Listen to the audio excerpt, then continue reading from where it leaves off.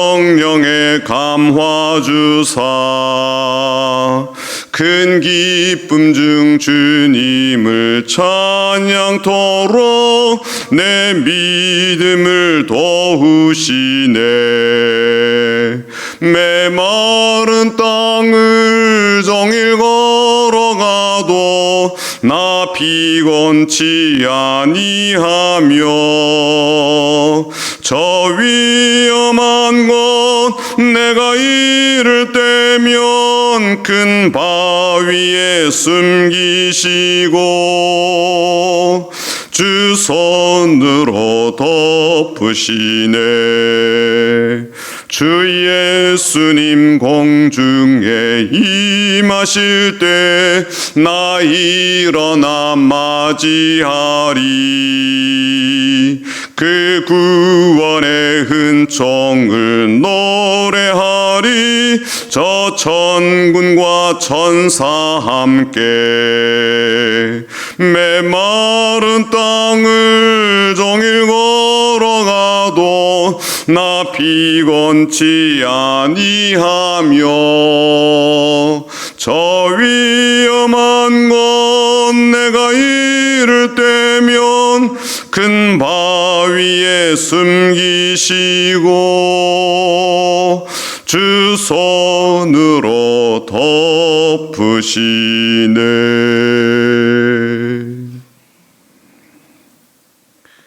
태풍이 지나고 났더니 또다시 무더위와 폭염이 계속되는 여름입니다. 주의 구름의 그 기둥으로 이스라엘 백성들을 보호하셨듯 오늘도 주의 손으로 모든 그러한 빛들을 가리워 주셔서 평안함과 안전함 가운데 이 하루를 지나도록 도우시고 삶이 많이 지쳐있고 피곤한 이들에게 새 힘 주셔서 인생의 길에 낙오하는 일이 없고 주저앉는 일이 없고 사명 앞에서 포기하는 일이 없도록 은혜를 도하여 주옵소서. 때로는 내 뜻대로 되지 않고 내 계획대로 되지 아니하며 마음을 쏟아서 그 일에 집중하였지만 그 일이 그런 목표와 목적지를 따라 향해 가기보다는 그야말로 좌초하듯 그런 현실을 보더라도 실망하지 아니하고 다시 주님 의지하고 주님 바라보며 주께 간구하며 일어서서 나아가는 저희들 될 수 있도록 도와 주옵소서. 시간이 참 빠르게 흐르며 우리의 몸이 낡아지기도 하고 우리의 삶에 어려움이 찾아오기도 하지만 그러나 믿음은 더욱더 견고해지게 하시고 더욱더 단단해지게 하시며 더 커지게 하시고 더 깊어지도록 은혜를 도하여 주옵소서.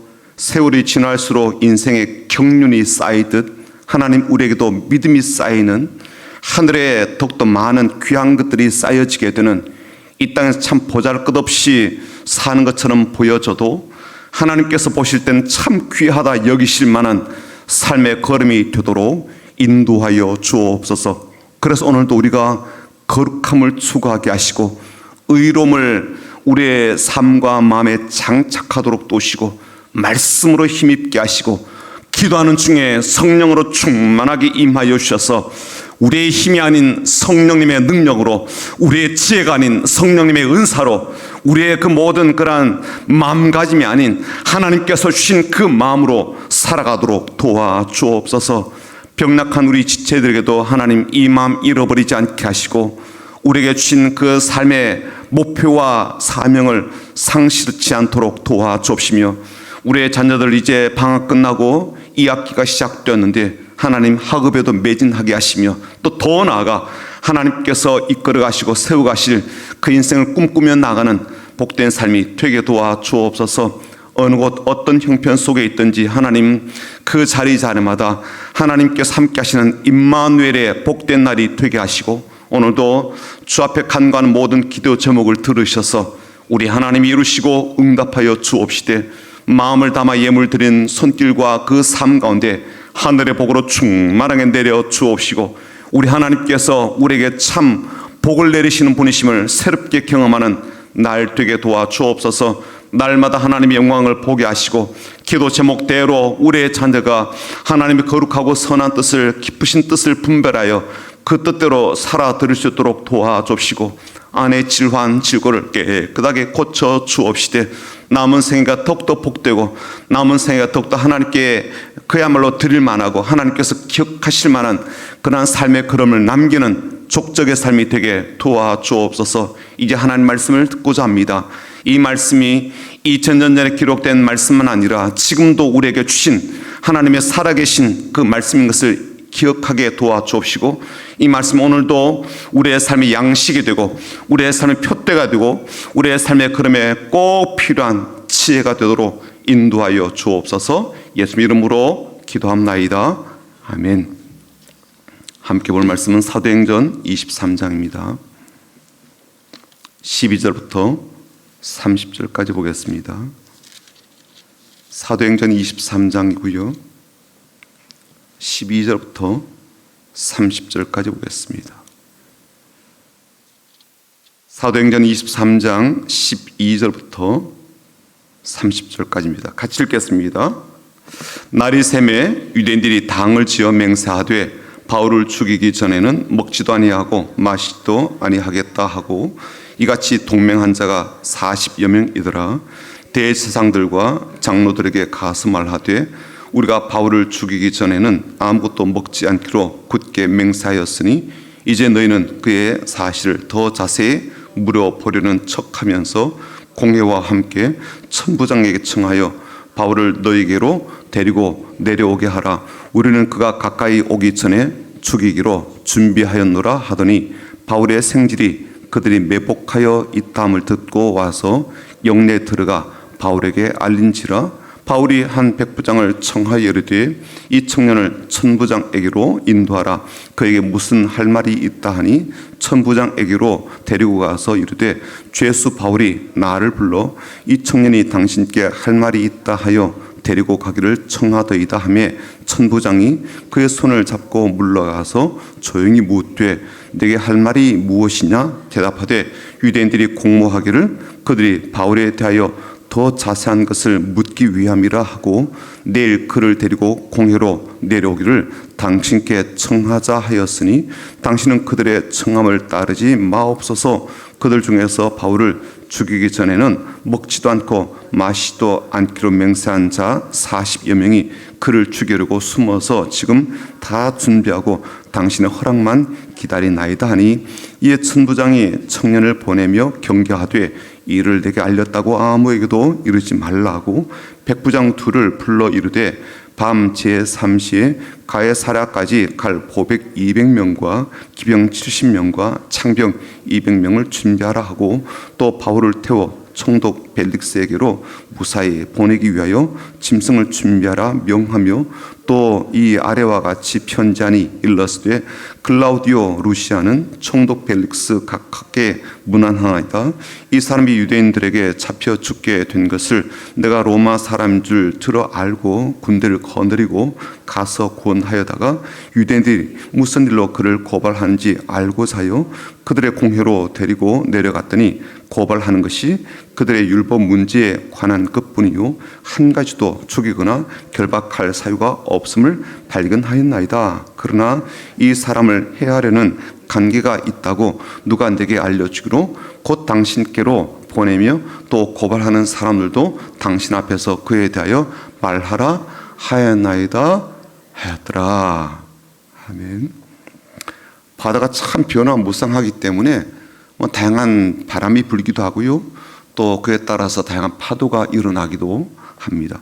태풍과 허리케인만이 큰 피해를 가져오는 것이 아니라 이 삼각 파도라고 들어보셨을 텐데 이 파도도 그에 못지않은 피해를 입힌다는 거예요. 이 삼각 파도가 어떤 것인가 보았더니요.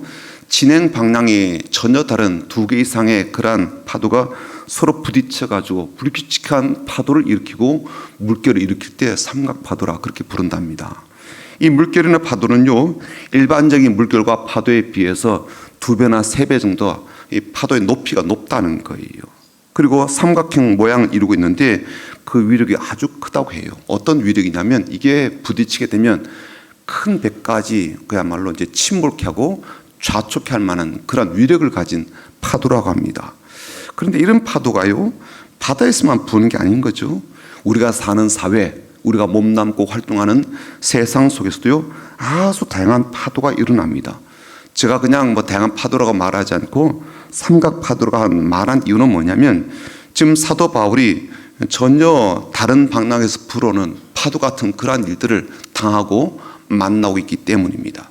세계 방향에서 불어오는데 그 위력이 대단합니다. 첫 번째 파도는요, 종교적 권력의 파도입니다. 제가 종교적 권력의 파도라 이름 붙인 이유는 그동안 사도 바울을 직간접적으로 괴롭히고 고통을 주며 심지어 죽이려고 한 이 핵심 그룹이 바로 종교계의 인사들이기 때문입니다.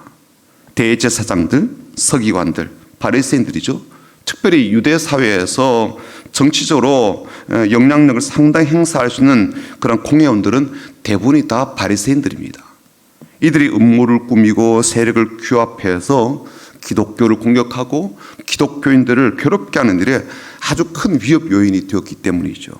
오늘 본문에도 그들이 어떤 음모를 꾸며서 사도 바울을 죽이려 하는지 설명한 내용들이 나오죠.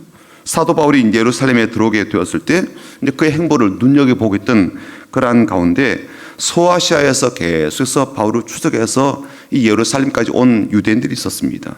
이들이요, 무리를 선동해서 천여 엉뚱한 죄목을 덮어씌워서 사도 바울을 죽이려고 합니다.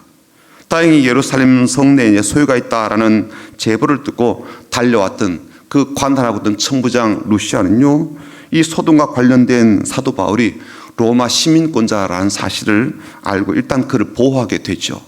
하지만 유대인들은 어떻게든 사도 바울을 죽이려고 작정을 하고요, 무려 40명의 자객단이 이제 나서게 되죠.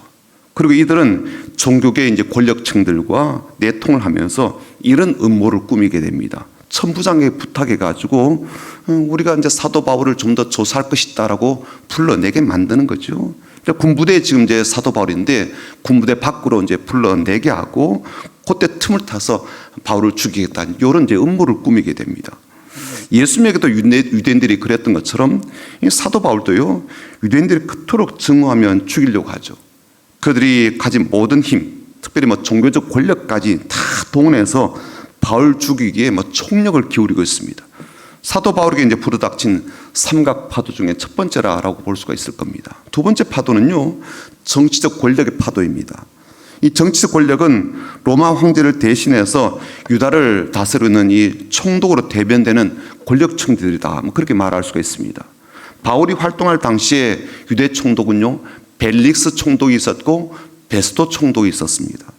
이 총독 외에 이제 분봉왕들이 있었죠. 분봉왕은 뭐냐면 나라를 쪼개어서 이제 작은 왕들이 여러 군데를 다스렸다, 이제 그런 뜻입니다.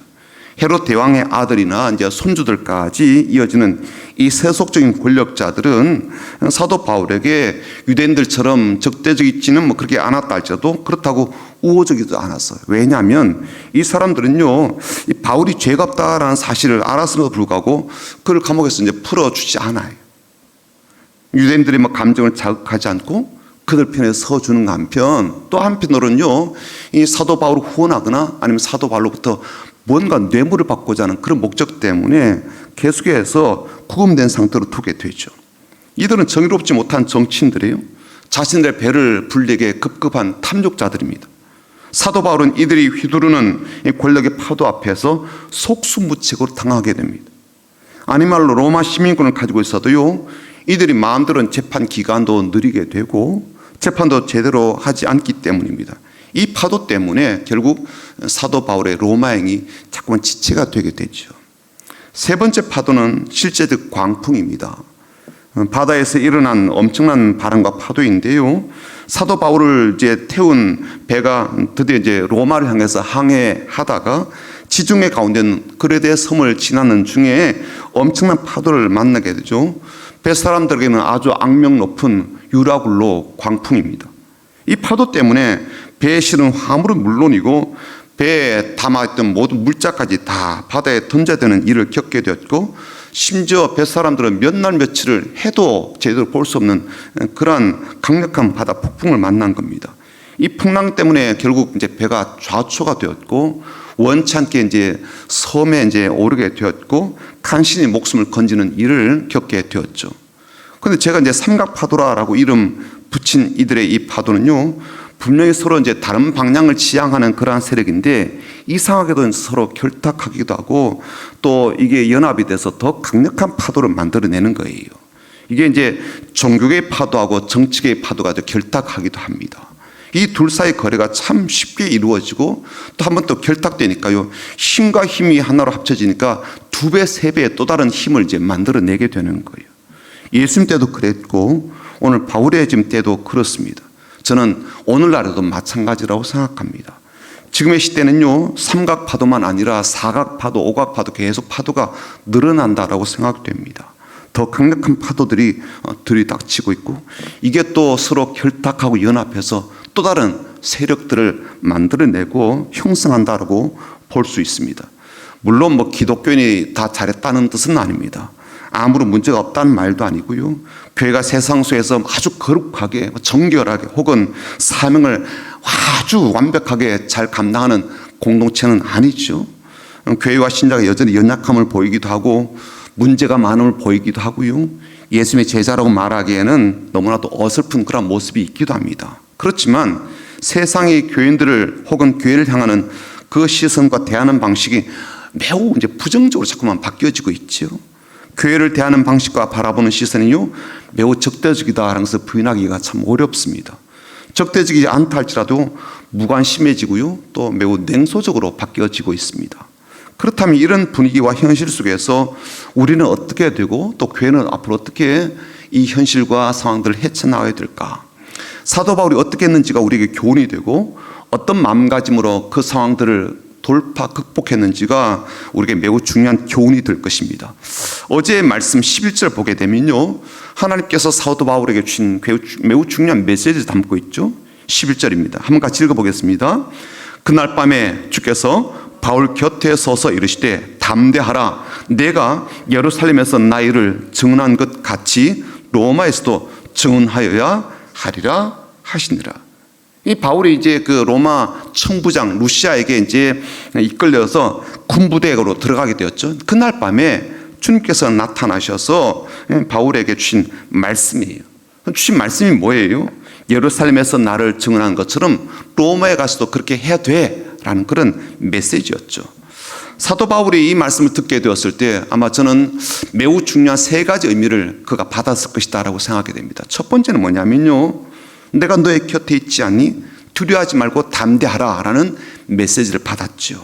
삼각파도이든 어떤 세력이든 너를 위협하고 죽이려고 하더라도 두려워하지 마라. 다시 말하노니 담대하라 라는 메시지를 받게 되었습니다. 여러분, 무려 40여 명이나 되는 자객이 사도 바울을 죽이기 전에는 밥도 먹지 않겠다라고 결심을 했습니다. 무시무시하지 않나요? 누군지도 몰라요.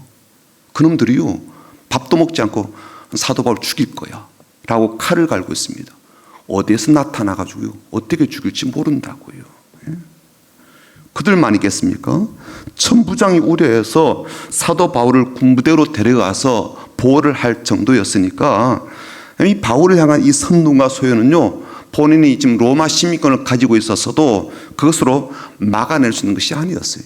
일시적으로 잠깐 보호받는 그런 정도였거든요. 그런데 주님께서 뭐라고 말씀하십니까? 바울 곁에 서서 담대하라 라고 말씀하십니다. 그건 어떤 뜻이에요? 내가 너를 보호하고 있어, 너를 지키고 있어, 두려워하지 마, 그런 뜻이죠. 오늘날에도 우리가 각종 파도의 위협을 받고 위기의 상황 속에 놓이더라도 주님은 우리 곁에 계시면서 담대하라 라고 말씀하십니다. 우리가 가진 수단, 우리가 가진 방법, 계책으로가 아니라 오로지 주님께서 함께 하심으로만 우리는 평안을 누릴 수가 있고 제대로 된 보호를 받을 수가 있습니다. 두 번째, 하나님께서 사도 바울이 주님을 증거하는 것을 모두 보고 계셨다는 것을 알게 해주셨죠. 그래서 무엇이라고 말씀하십니까? 너가 예루살렘에서 나의 일을 증언한 것 같이라고 말씀하셔요. 주님 보고 계셨던 거죠. 다 알고 계셨어요. 바울이 어떤 상황 속에서 복음을 전하고 있고 어떤 파도 앞에서 예수님의 일을 거침없이 증거하고 있고 어떤 위기 속에서 예수님을 전하고 있는지를 다 보고 계셨다는 거예요. 사도 바울은 이 사실을 주님께서 이렇게 말씀해 주시니까 이제 확실하게 또 믿게 되는 거죠. 현실적인 신앙은요, 우리가 어떻습니까? 좀 막연한 것처럼 그렇게 느껴지지 않아요. 예를 들어서 우리는요, 예배를 드리더라도 하나님이 눈에 보이지는 않아요. 그렇죠? 다만 이 자리에 계셔, 그렇게 믿고 있는 거지 우리의 눈으로 지금 보여지는 건 아니잖아요. 눈에 보이지 않는 하나님께 기도를 드리고 있고요, 눈에 보이지 않는 하나님 앞에서 우리가 신앙적 삶을 살아가고 있습니다. 그래서 어떤 때는요, 눈에 보이지 않으니까 우리도 하나님께서 나를 보지 않는 것처럼 그렇게 살 때도 있지 않아요? 아무도 없을 때 내 모습은 어때요? 사람도 있을 때 내 모습하고요, 사람이 없을 때 내 모습은 어때요? 그 사람이 있을 때 내 모습하고요, 그 사람이 없을 때 내 모습이 다른 때가 있잖아요. 사람 앞에서도 그런데 하나님 앞에서는 어떨까요? 그래서 막연해, 신앙적으로 막연할 때가 있어요. 하나님 아실까? 하나님 보실까? 하나님께서 내 형편과 처지를 살피실까? 내가 얼마나 하나님을 사랑하고 내가 얼마나 주님을 사랑하는지 하나님이 아실까? 내가 얼마나 주님을 위해서 최선을 다하며 살아내고 있는지 주님께서 얼마나 가까이 보고 계실까? 근데 주님은요, 우리가 급할 때 우리에게 찾아와서 담대하라 라고 말씀만 하시는 분이 아니에요. 주님은 우리가 주님을 위해서 살아가는 일거수일투족을 다 보시고 계시고 그 마음을 다 알고 계시며 주님을 신뢰함으로 행하는 모든 수고, 헌신과 희생과 눈물을 다 알고 계십니다. 사도 바울이요, 그날 밤에 이 사실을 다시 한 번 더 확인하게 된 거죠. 확증하게 된 거예요.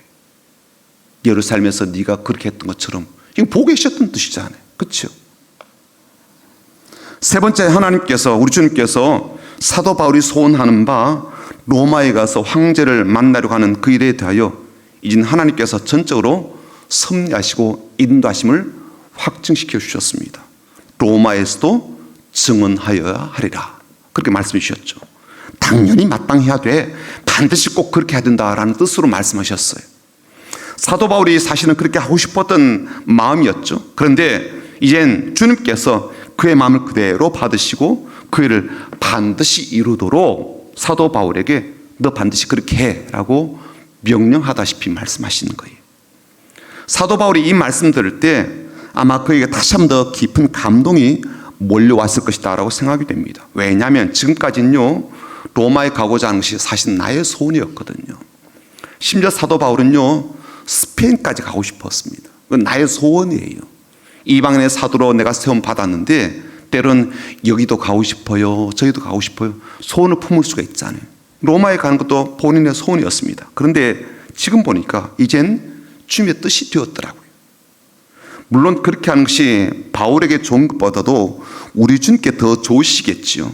주님의 이름이 로마에서도 증거가 되고 또 주님이 하신 일이 그 도시에서 다시 전파가 될 것이기 때문에. 그런데 이 바울이 가진 소원을요, 이젠 주님께서 이루시고자 하는 그러한 뜻으로 삼으셔서 사도 바울에게 그렇게 하라고 아예 명령까지 하신 것을 보면서 아마 그 주님의 마음이 익혀지게 되었을 때 바울이 얼마나 감동되었을까. 나는 소원을 품었어요. 그런데 주님께서 그렇게 하자, 그렇게 해, 내가 밀어줄 거야, 확실하게 하자, 반드시 그렇게 해 라고 하실 때 얼마나 깊은 그러한 기쁨이 있었을 것이고 바울의 눈에 눈물이 고이지 않았을까라고 생각이 되는 겁니다.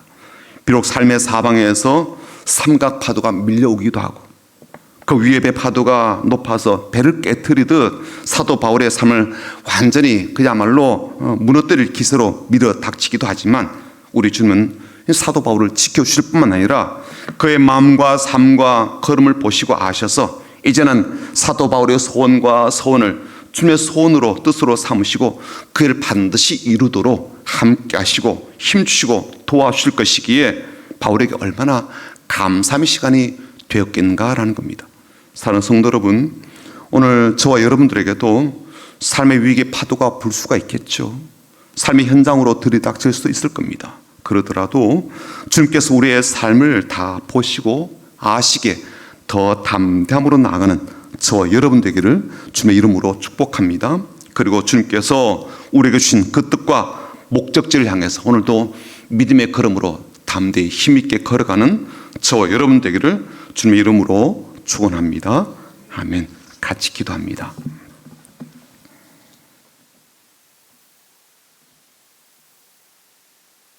오늘도